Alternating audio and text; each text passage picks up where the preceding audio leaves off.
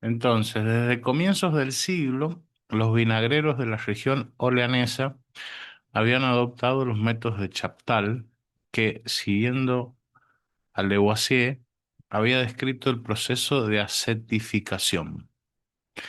Gracias a esa elección y a la calidad particular de los vinos blancos de las laderas del Loira, consiguieron para su producción un renombre universal.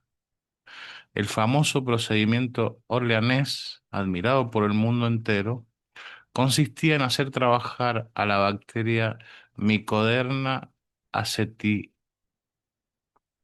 Mycoderna aceti, responsable de la oxidación del alcohol en el vino. A partir de 1821, la cofradía, que agrupaba el conjunto de las casas orleanesas, tomó la costumbre de celebrar la fiesta del vinagre el día de la Asunción. Entre Juana de Arco y la Virgen María, la buena vieja ciudad de las orillas del Loira exhibía orgullosamente su adhesión plena y entera a la fe católica. Siempre las fiestas de las cosechas, ¿no? Tan este, emotivamente interesantes, que celebran el fruto del trabajo de todo un año, ¿no? Este, aún se conservan en este tiempo en algunas regiones, digo en este tiempo industrializado que eh, trata de acelerar la cosecha de los cultivos eh, por método sintético, ¿no? Pero siempre me ha fascinado la celebración de, de las vendimias, de las cosechas. Sin embargo, ese fervor y esa unanimidad no impedían que las familias estuvieran desgarradas por querellas políticas. Cuando Charles Prosper llegó a la edad de la jubilación, se sintió afligido de ver que sus dos hijos no llegarían a entenderse jamás. El mayor, Charles Laurent, era bonapartista y el segundo, Jules, tenía convicciones republicanas. Para la empresa, esa división era un desastre. A pesar de múltiples tentativas de conciliación, el padre fundador no pudo evitar que la dinastía se escindiera en dos ramas. En 1850, Jules creó una casa competidora, dejando a su hermano mayor la responsabilidad de ocuparse solitariamente de los negocios de sus hijos. Este dio una acogida triunfal al golpe de estado del príncipe Napoleón y se aficionó a las maneras de vivir del Segundo Imperio. Violento y perezoso, prefería la caza, el libertinaje y los placeres de la mesa a la administración de la empresa. Después de 16 años de un reino que estuvo a punto de llevarlo a la ruina, asoció a su primer hijo, Paul de Sox, a la dirección de los negocios. La hecatombe de los viñedos por la filoxera empezó en el momento en que los experimentos de Pasteur transformaban las técnicas de fabricación del vinagre. En ocasión de su célebre conferencia sobre la fermentación acética, el sabio aportó la prueba de la acción oxidante del micodermo, a la vez que abría el camino a las investigaciones sobre las maneras de destruir por un calentamiento rápido los fermentos responsables de las numerosas enfermedades que trataban el proceso normal de acetificación, que trababan el proceso normal de acetificación. Mientras los viñadores reconstituían penosamente sus plantaciones y los vinagreros se beneficiaban con los inventos de la ciencia pasteuriana hizo su irrupción en el mercado un temible competidor, el vinagre de alcohol. Claro, no de la uva del vino, sino de alcohol. Se produjo una lucha violenta y numerosas fábricas apegadas a la tradición del vinagre de vino tuvieron que cerrar sus puertas.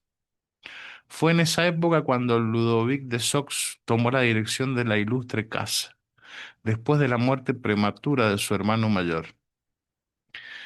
El hombre tenía genio. Durante 30 años de una labor encarnizada, hizo de la vinagrería paterna una fábrica moderna. Instalados en el número 17 de la calle Neuve, Tourneve, Nouve, Neuve, no sé cómo se pronuncia. Instalados en el número 17 de la calle Tourneve, los locales formaban una especie de islote que reunía en una inmensa superficie las construcciones de piedra oscura que servían para la fabricación y el almacenaje de los toneles del precioso vino de Buffet. El amo del lugar vivía con su familia entre los muros austeros de su empresa, donde trabajaba noche y día una población obrera que alcanzará las 80 personas en 1900. Para luchar contra la competencia, Ludovic tuvo la hermosa idea de fabricar en sus propias cubas vinagres de alcohol. Así pudo a la vez sobrevivir y salvar la tradición. Su vinagre de alcohol se utilizaba para la conservación de pepinillos y su vinagre de vino para el consumo de mesa. Al fin de hacer más eficaz la comercialización de sus productos, se hizo campeón de un nuevo modo de comunicación de masas, la publicidad. Bien, en 1900, aparecía como novedosa el tema de la publicidad, ¿no? Eh, que tiene por virtud crear necesidades, ¿no? Pasamos de un régimen en donde la industria atendía una necesidad a la publicidad que inventaba esa necesidad, ¿no? Gracias a una etiqueta que afirmaba que la casa de Sux hijo había sido fundada en 1789, impuso su marca en todas las abarroterías de Francia y de Navarra, y después emprendió la conquista del mercado colonial. La puesta en circulación de la etiqueta tendía a acreditar la leyenda según la cual Charles Prosper había fundado su casa el año de la Revolución. Mirá cómo va rebuscándosela este, la, el ardid publicitario, ¿no? Ahora bien, había nacido en 1790. Se le investía, pues, según una cronología cuando menos fantasiosa, de un papel que no había sido el suyo. Se trataba tal vez, a raíz de la instauración de la República, de recordar que la empresa de Sux, hijo, había nacido de la antigua casa Greffier Jason, con la que después se había fusionado. Consciente del peligro que representaban la formación del movimiento sindical y el progreso de las ideas socialistas, Ludovic de Sox iba a adelantarse a él adoptando un programa de reformas preventivas. Gracias a los progresos de la mecanización, una decena de hombres podían hacer funcionar ellos solos día y noche la tonelería mecánica y producir 400 hectolitros de vinagre en 24 horas. Los otros empleados, 15 veces superiores en número, se ocupaban de las tareas de limpieza, de intendencia y de administración. Para controlarlos y evitar que quedaran influidos por ese mesianismo revolucionario, cuya expansión era temida desde la Comuna de París, Ludovic propuso un modelo de organización fundado en el paternalismo, el culto del orden moral y la obediencia de la religión.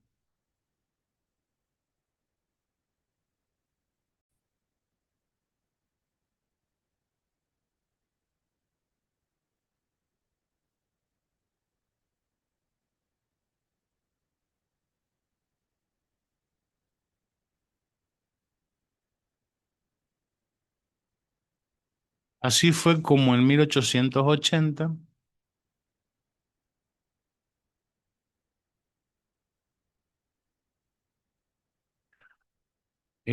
mandó promulgar un reglamento interno en 13 puntos.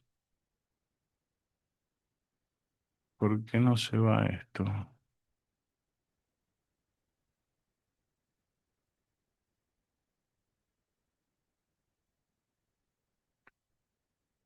Así fue como en 1880 mandó a promulgar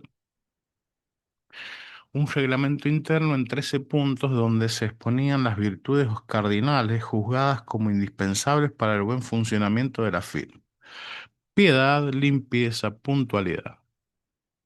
Los empleados debían trabajar 11 horas al día y 6 días por semana, recitar su oración cada mañana y no charlar nunca durante las horas de oficina. El consumo de vino, de alcohol y de tabaco estaba prohibido y la vestimenta sometida a una severa censura. Así estaban proscritos los trajes fantasiosos, los colores vivos y las medias no surcidas. Monotonía, silencio, oscurantismo. Tal era el universo de grisura y de hastío en que estaba sumida la casa de Sux, hijo al alba del siglo XX. Marie-Julie de Sux, hermana mayor de Ludovic, conoció a Émile Lacan en 1865. A la edad de 21 años, el hombre era originario de Château-Thierry, donde su familia se dedicaba al comercio de paños y de ultramarinos desde hacía varias generaciones.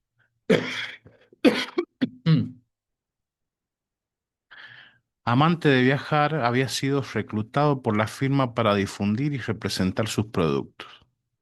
Trabajador, ahorrativo y autoritario, comprendió muy pronto que al casarse con la hija de su patrón, escogía no solo la prosperidad, sino también la integración a una de las familias más honorables de la ciudad orleanesa. Para un hijo de tendero, semejante promoción no era desdeñable. En cuanto a Ludovic, se sintió contento de saber que podría hacer participar a sus tres hijos, Paul, Charles y Marcel, en la dirección de los negocios, sin contrariar los proyectos de una hermana que al quedar estrechamente ligada a los intereses familiares tendría la preocupación de asociar un día a ellos a su progenitura. La boda se celebró pues el 15 de enero de 1866 y nació un niño 9 meses más tarde al que se dio el nombre de René. Moriría a la edad de 28 años. Después de ese primer embarazo, Marie-Julie trajo al mundo tres hijos más, dos niñas y un niño, Marie, Eugene y Alfred. Nacido el 12 de abril de 1873 en la casa burguesa del número 17 de la calle Port Saint-Jean, donde se había instalado la pareja, Charles Marie Alfred Lacan llevaba el nombre de pila de un tío paterno muerto prematuramente. Se le añadieron el de abuelo materno, que lo había recibido a su vez del fundador de la dinastía, y el de María, Madre de Jesús y Santa Protectora del vinagre orleanés. Antes del final del siglo, Ludovic había logrado crear factorías de intercambio en las colonias, vendía pepinillos, mostazas, aguardientes y vinagres en las Antillas a la vez que importaba ron de la Martinica y cafés de Guadalupe. Así se había convertido en un negociante en grande en el terreno de la industria alimenticia. En cuanto a Emile Lacan, sin dejar de seguir viajando y representando a la firma, había escogido salir de Orleans para instalarse en el corazón de París, en un edificio confortable construido en 1853 y situado en el número 95 del Boulevard Boucham. Del Boulevard Beaumarchais. En la planta baja, una boutique especializada en el registro de patentes simbolizaba a las mil maravillas el conformismo de ese barrio tranquilo donde vivían notarios, rentistas y representantes de comercio. Un poco más allá, en la esquina de la calle Saint-Claude, se podía ver la antigua residencia particular de Cagliostro, alias Joseph Bálsamo, aventurero de triste fama. Hacia 1860 se alzaban en ese barrio, hasta el Boulevard del Crimen, una multitud de tablaos donde retozaban los payasos, ejecutando sus números y rivalizando en muecas ante el pañuelo, el pequeño mundo de los enanos, de los hombres esqueletos, de los perros calculadores y de los ventrílocuos. Paul de Kock, novelista populista, había vivido a dos pasos de allí. Ídolo de los modistillas, ídolo de las modistillas, reinaba en el bulevar, siempre envuelto en franela azul, con un impertinente en la mano y la cabeza tocada con un bonete de terciopelo. Después de la guerra y de la comuna, el bulevar había cambiado de estilo. En nombre del orden público, la burguesía triunfante había aplastado al proletariado de las barriadas, esperando anonadar así sus sueños de igualdad. Había desalojado tablados y ventrílocuos para vivir en la holgura de una felicidad calculada, no dudando ni de su industria ni de su arte oficial.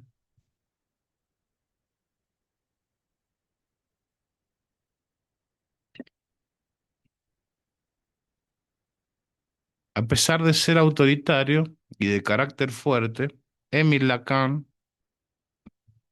estaba sometido a su esposa y ésta obedecía de manera rígida todos los dogmas de la Iglesia Católica. Así pues, Alfred fue enviado en pensión al pequeño seminario de Notre Dame de Champs. Saldrá de allí lleno de rencor para con sus padres, reprochándoles que le hubieran privado del calor de un hogar familiar. Apenas tuvo edad de trabajar, fue asociado a las actividades florecientes de la casa de Sux. Muy pronto se reveló como un perfecto representante de las ideas de la firma. Tenía poco gusto por la cultura y se mostraba tan cuidadoso de sus propios ahorros como de los intereses financieros de la vinagrería. Bigotudo y regordete, tenía los rasgos triviales de un pequeño comerciante de la Belle Époque, aplastado por la omnipotencia paterna. Hacia 1898 conoció a Émile Philippe Marie Baudry, cuyo padre había sido batidor de oro antes de convertirse en propietario rentista. La muchacha vivía en un edificio idéntico al de los Lacan, situado en el número 88 del Boulevard Beaumarchais. Educada en un colegio religioso, había sufrido la influencia jansenista de su amiga de infancia, Cécile Gassier. Su padre, Charles Baudry, era un hombre amable y sin historia, y su madre, Marianne Favier, una mujer abogada en devoción. A la edad de 23 años, Emile tenía el gusto de la austeridad, em, siempre vestida de negro, era delgada, con ojos oscuros, y parecía habitada por un ideal cristiano que contrastaba con la simple religiosidad provinciana de la familia de Sox.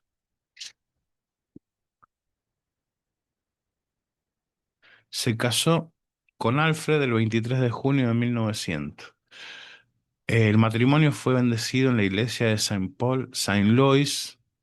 10 meses más tarde, El 13 de abril de 1901, a las 2:30 de la tarde, trajo al mundo a su primer hijo, al que se le dieron los nombres de pila de Jacques, Marie Émile. Fue presentado por su padre y sus dos abuelos al funcionario del registro civil de la alcaldía del tercer distrito y después bautizado en la iglesia Saint-Denis du Sacrament. Apenas recuperada del parto, Emile Baudry Lacan quedó encinta de nuevo.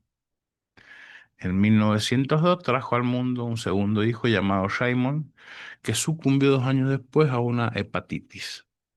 Pero en el mes de abril de 1903 se declaró otro embarazo y fue una hija nombrada Madeleine Marie Emmanuelle, la que vio la luz el 25 de diciembre a la 1:30 de la mañana. El 27 por la mañana fue presentada por su padre al registro civil en presencia de dos testigos, una gerente del comercio del Boulevard Sebastopol y el abuelo materno. Emil tenía entonces 27 años. Esperará hasta el año 1908 para dar a luz a su cuarto hijo, Marc-Marie, que tomará más tarde el nombre de Marc-François, nacido el 25 de diciembre, 10 minutos después de medianoche. Agotada por este último embarazo, fue presa de dolores abdominales que la obligaron a una operación. Tuvo que renunciar después a tener más hijos. Bueno, menos mal. Desde el nacimiento de Jacques, había contratado a su servicio a una joven gobernanta llamada Pauline, que se apegó a los tres niños, pero pronto dio señales de una neta preferencia por el pequeño Marco. Jacques, al que llamaba Jacquot, concibió celos por ello, aunque fuese el el preferido de su madre. Muy pronto se mostró caprichoso y tiránico, reivindicando siempre su lugar de hijo mayor con peticiones incesantes de alimentos, de dinero y de regalos. Fue siempre muy paternal respecto de Marco, como para suplir las deficiencias de Alfred. En apariencia, los tres niños vivieron en un hogar unido por la piedad y los ritos religiosos, pero en realidad ásperos conflictos venían a turbar las relaciones entre las dos familias que vivían en el mismo edificio del Boulevard Boucham. Wemarchand.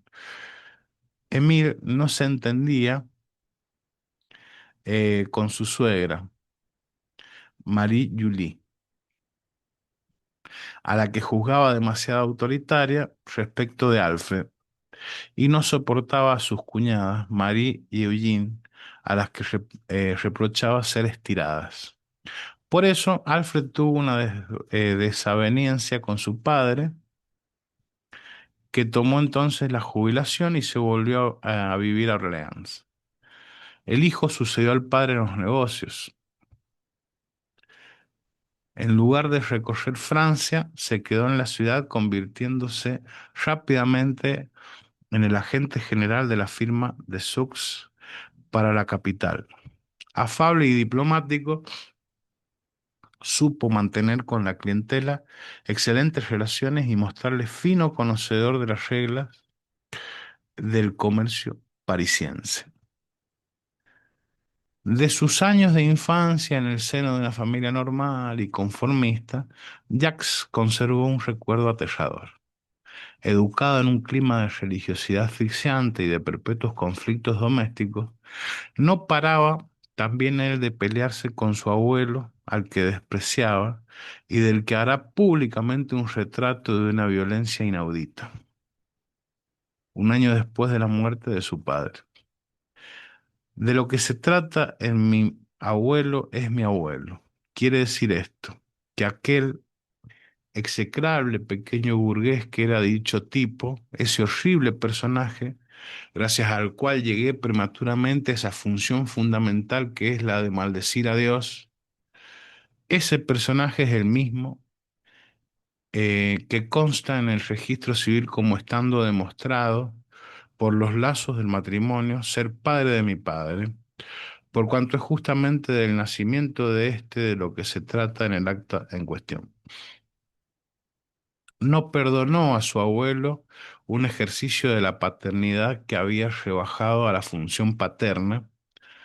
Jacques, escribe Marc-François, recibió el nombre de Emile a causa del abuelo paterno que más que Alfred desempeñó un papel importante en el descubrimiento del nombre del padre. Bueno, el nombre del padre es un elemento del álgebra lacaniana em, que inaugura al sujeto eh, inaugura el universo simbólico para el sujeto.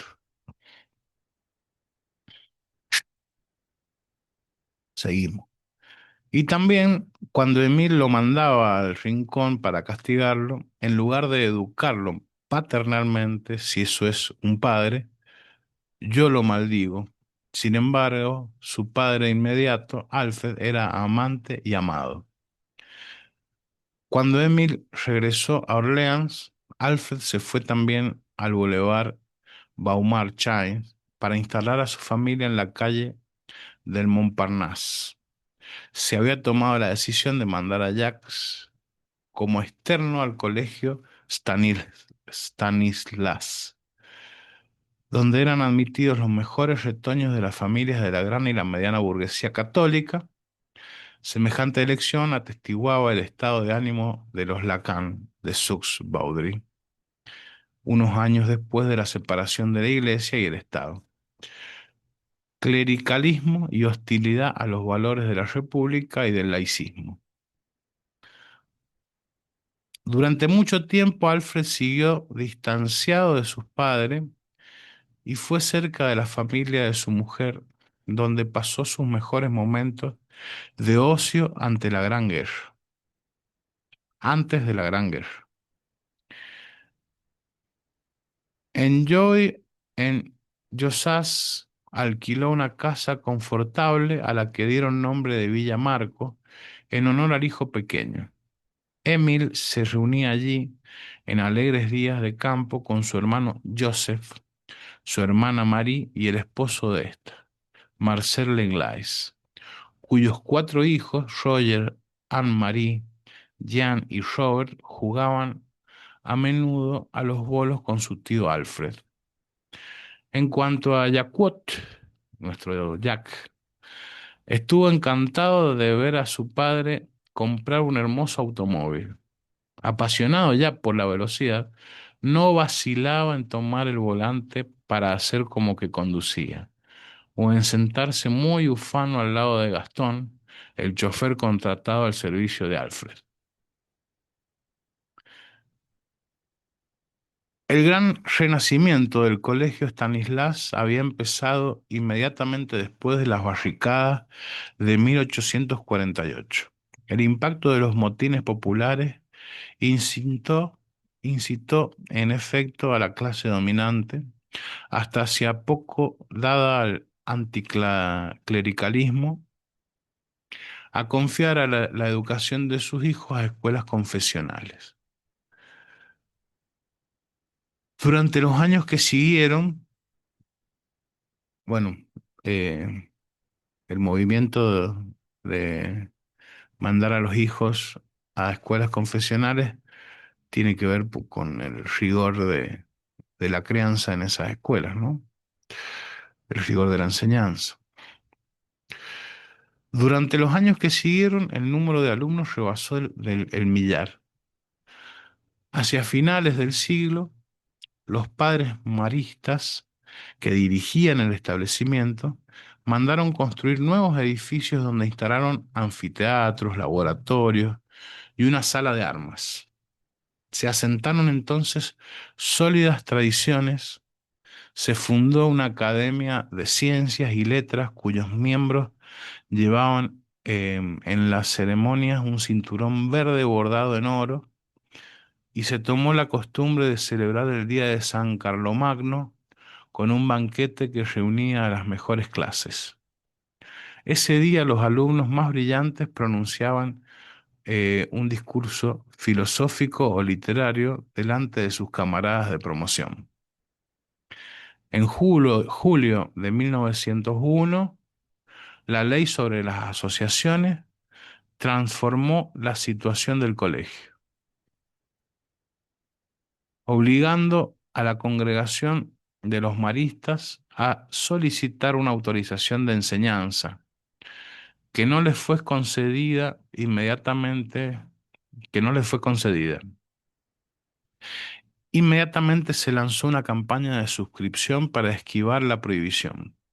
Antiguos alumnos formaron una sociedad inmobiliaria encargada de comprar los muros, el mobiliario y la razón social del colegio, que se convirtió entonces en una escuela libre cuya enseñanza se confió al clero secular y a maestros laicos.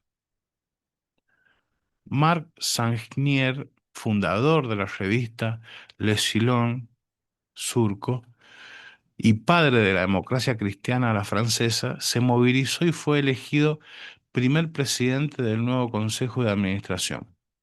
Fue así como uno de los establecimientos religiosos más conservadores de la Plaza de París fue salvado por la intervención de un hijo espiritual de Lemanis que iba a ser condenado en 1910 por el Vaticano por haber intentado introducir el espíritu de las luces en el corazón del catolicismo reaccionario y bien pensante. En 1903, Sanier dejó la presidencia del colegio mientras el abad Pautonier pasaba a tomar en él sus funciones de director. El reino de este hombre iba a durar 17 años y a dejar un recuerdo inolvidable en la memoria de los alumnos de la promoción del joven Lacan.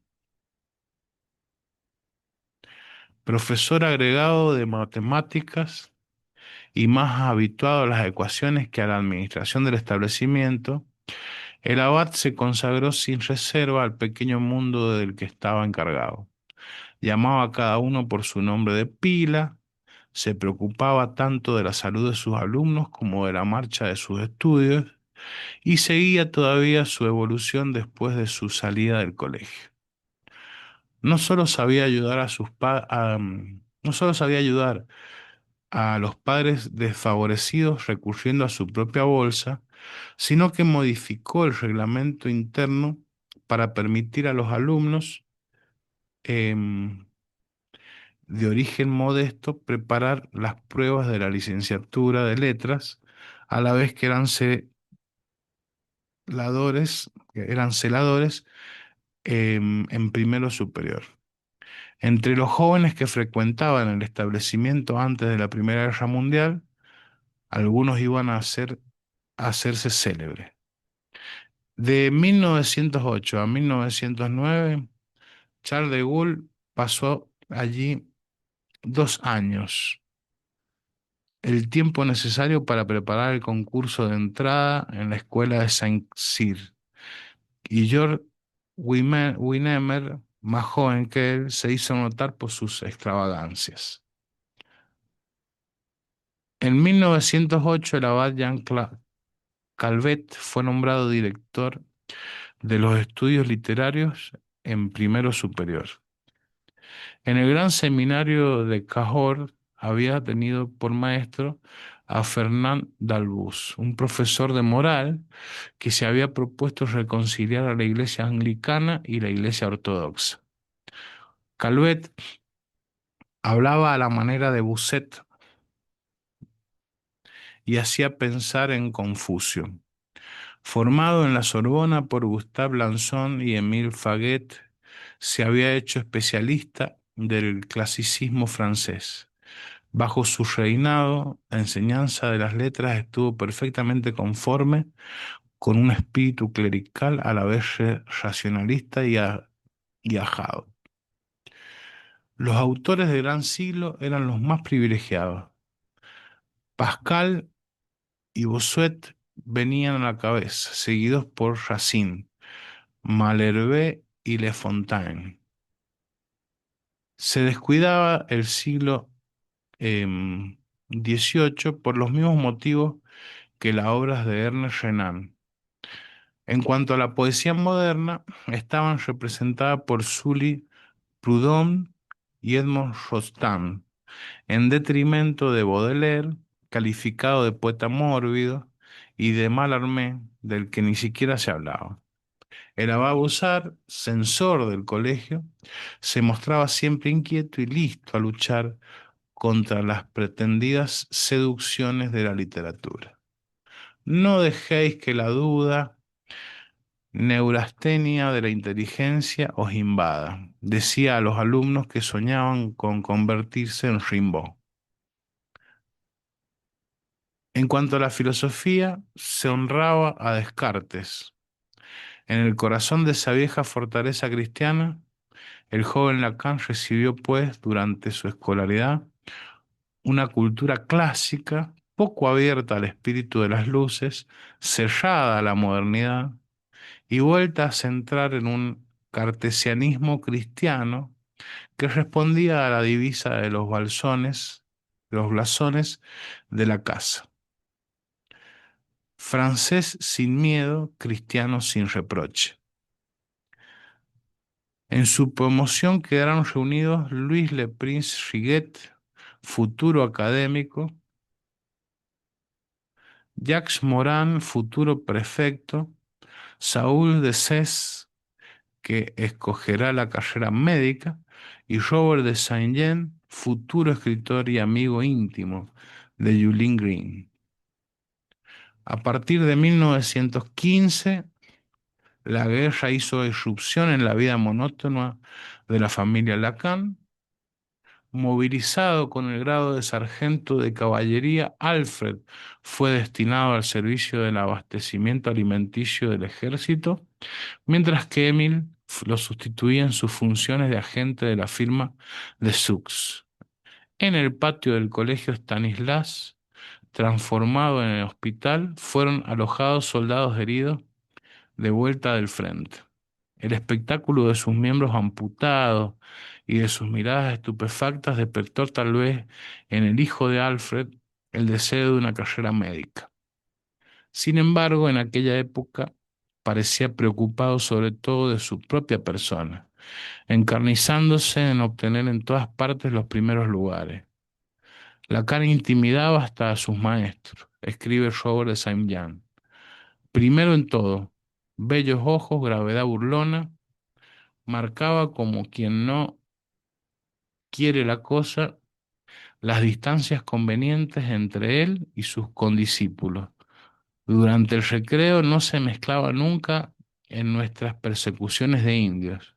Una sola vez se vio en disertación francesa superado por un rival al que declaró con desapego: claro, has ganado. Escribe como Madame de Sévigné. La arrogancia era el rasgo principal de ese adolescente que nunca había gustado de los juegos de la infancia, pero contrariamente a lo que afirma Robert de Saint-Jean, no le valió ni el primer puesto, siempre ganado por Jean Morin, ni ningún premio de excelencia. Lacan fue un alumno brillante, especialmente para los deberes de instrucción religiosa y las versiones latinas, pero en las otras materias tuvo que contentarse con algunos ascetsits. Sus notas en la clase de primero se escalonan entre 9 y 19/20, con una medida que culmina alrededor del 15, con una media que culmina alrededor de 15. En cuanto a los comentarios de los profesores para el año 1916 y 1917, revelan que Jean-Marie era más bien fantasioso, un poco vanidoso y a veces molesto y sobre todo incapaz de organizar su tiempo y de comportarse como los demás. Ausente a menudo por razones de salud, hacía también numerosas fugas y sufría de una especie de aburrimiento al que se mezclaban la languidez y la delectación amorosa, y la delectación morosa. Con su hermano pequeño se mostraba paternal. A ver, hago un pequeño... Ahí vuelvo.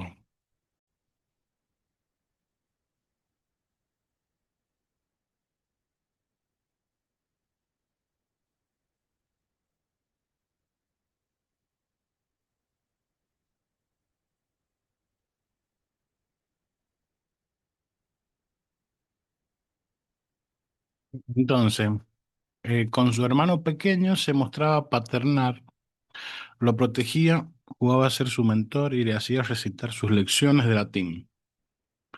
Desde 1915 él tenía 14 años y yo 7.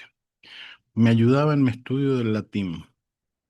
Vuelvo a ver sus letras con una grafía muy hermosa, hablándome de los casos así como de los modos de los verbos. Hacia esa época descubrió la obra de Spinoza. En la pared de su cuarto suspendió un dibujo que representaba el plan de la ética con flechas de colores.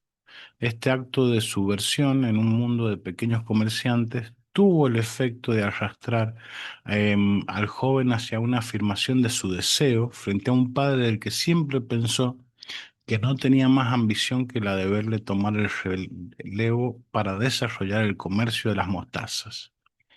Frente a un padre del que siempre pensó que no tenía más ambición que la de verle tomar el relevo para desarrollar el comercio de las mostazas. Durante el año 17 y 18, en 1917 y 1918, Lacan tuvo la suerte de tener como profesor a un hombre excepcional, con el cual más tarde iba a anudar lazos de amistad. Nacido en 1881, Jan Barussi enseñaba filosofía en el colegio Stanislas, al mismo tiempo que redactaba su tesis de doctorado sobre la vida y la obra de San Juan de la Cruz.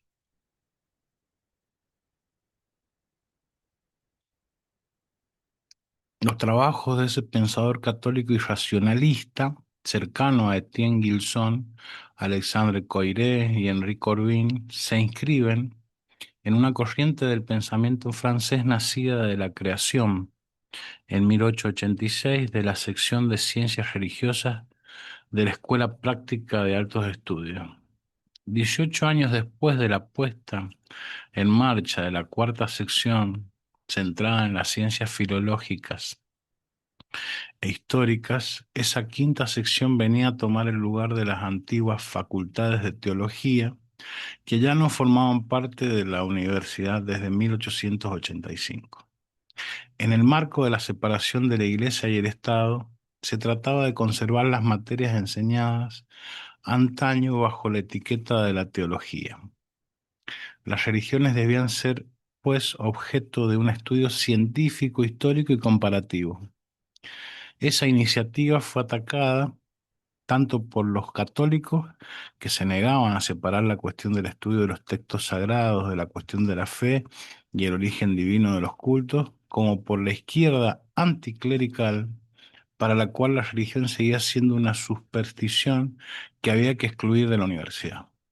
Ahora bien, los creadores de la sección se situaban en otro terreno. No daban ninguna batalla por o contra el catolicismo, sino que juzgaban necesario estudiar los fenómenos religiosos con los instrumentos del saber positivo y según un espíritu crítico. En realidad, escribe Coiré en 1931, había y sigue habiendo entre los profesores de la sección lo mismo eruditos católicos que protestantes, libre pensadores, judíos creyentes e incluso gente de iglesia y rabino. Era con esa concepción del estudio de las religiones con las que se relacionaban los trabajos de Jan Barussi. Contra una tradición estrictamente laica y anticlerical, sostenía en efecto que no comprende a un místico cristiano quien no trate de vivir con él en el mundo de la gracia. Pero frente a los teólogos se negaba a adoptar como tal el dogma de la gracia. Asociaba un descubrimiento precoz de Spinoza asociada a un descubrimiento precoz de Spinoza, la enseñanza de Barussi tuvo por efecto operar en el itinerario de Lacan una especie de transmisión entre un catolicismo devoto, el del medio familiar, y un catolicismo erudito y aristocrático que pudiera servir de sustrato cultural o de instrumento crítico en la aprehensión del terreno religioso. A este respecto, Cécile Gassier, La magia de infancia de Emile Baudry, perdón, Cécile Gassier, la amiga de infancia de Emile Baudry, desempeñó también un papel importante. Lacan le tenía una viva admiración y ella lo inició en los trabajos que su padre, Agustín Gassier, había dedicado a la historia del jansenismo. A la edad de 17 años, Jacques tuvo por primera vez relaciones sexuales con una clienta de su padre, en ocasión de una boda donde su hermano era padrino de honor. En cuanto a este, había manifestado desde su más tierna infancia el deseo de ser sacerdote, lo cual no le impidió enamorarse de una de sus primas y proyectar casarse con ella. En la adolescencia hizo la elección de una vida romana monástica que lo alejó definitivamente de la sexualidad y de la conyugalidad. Mi madre es la única mujer que yo haya admirado de la A a la Z, dice. Era una verdadera cristiana, cosa que no era mi padre. No desempeñó ningún papel en mi evolución hacia el sacerdocio y, sin embargo, se sintió muy dichosa de mi decisión, mientras que mi padre se mostró hostil a ella.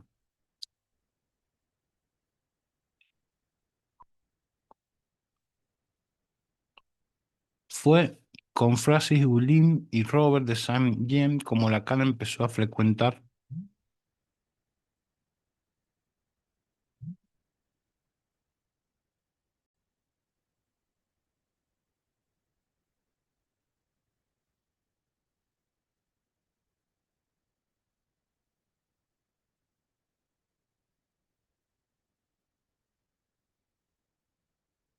Entonces fue con Francis Guilin y Robert de Saint-Jean como Lacan empezó a frecuentar la librería de Adrián Monnier en el número 7 de la calle Odeón.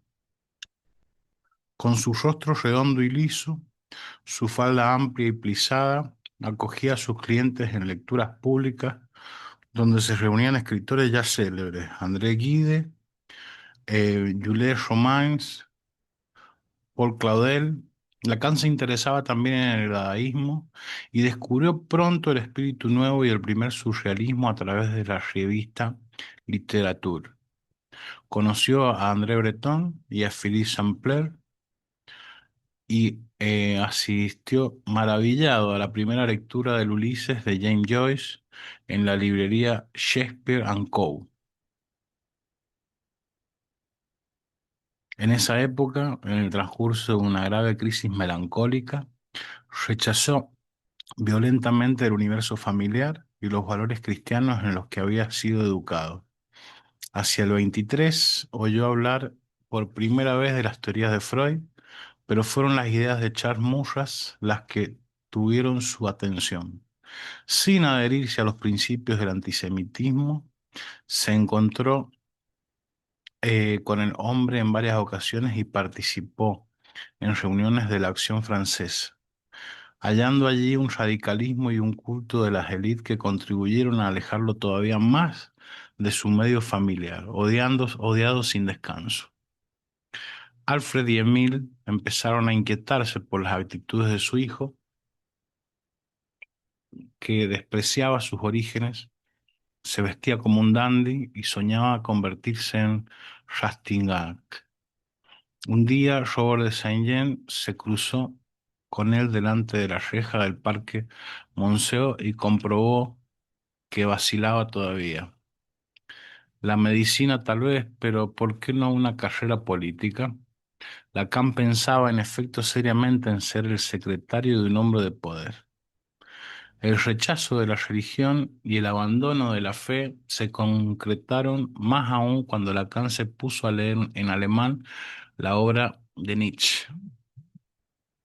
En 1925 redactó un espléndido elogio del pensamiento del filósofo, destinado a ser pronunciado por su hermano en el banquete del día de San Carlomagno. El texto era una verdadera provocación frente a las autoridades del colegio. Stanislas tachaba de nulidad la filosofía inglesa y ponía en valor la gran tradición alemana. Cuando el joven Marie terminó de leer el discurso preparado por su hermano, se levantó furioso y pronunció estas palabras en forma de anatema. Nietzsche estaba loco. En 1926, mientras Lacan provocaba el escándalo en el seno de su familia a causa de su gusto por el libertinaje y de su adhesión a la tesis del anticristo, Marc-Marie tomó la decisión definitiva de hacerse monje. El 13 de mayo fue arrebatado por la vocación leyendo las reglas de San Benito. En un instante escribió en un papel la palabra benedictino, y la visión de esas 10 letras tuvo en él el efecto de una revelación. No obstante, por recomendación de su hermano, furioso con su elección, prosiguió durante un año estudios de Derecho. Después pasó 6 meses en la escuela de Saint-Cyr e hizo su servicio militar como oficial de reserva. En el invierno de 1929 partió para la abadía de Eutecombe, monumento de otra edad plantado en el corazón del lago de Lamartine y cumbre de la Orden de los Benedictinos. En el andén de la estación, Jacques-Marie, trastornado, miraba alejarse toda la memoria de su infancia. Quería ser el protector de ese hermano